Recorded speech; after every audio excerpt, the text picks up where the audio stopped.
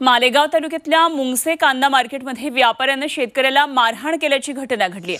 शेतकऱ्यानं मार्केटमध्ये कांदे विकण्यासाठी आणले होते आणि त्यावेळी व्यापारी आणि शेतकऱ्यामध्ये वाद झाला। यावेळी शेतकऱ्याला मारहाण करण्यात आली। या मारहाणीमध्ये हा शेतकरी गंभीर जखमी झाला।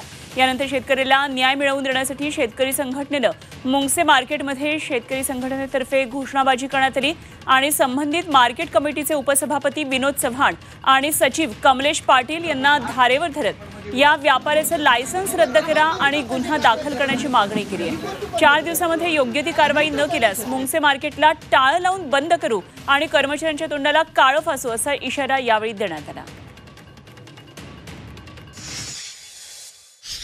आमच्या शेतकऱ्यांना एकच आवाहन करते मी की तुम्ही आमच्या पाठीमागे राहा आणि न्याय मिळवून घ्या। आज आमच्यावर प्रसंग आला, उद्या तुमच्यावर बी येईल।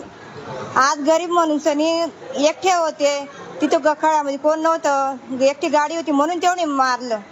म्हणजे यांना सरकारने लायसन माल खरेदी करण्यासाठी दिलं आहे का मारण्यासाठी दिलं आहे?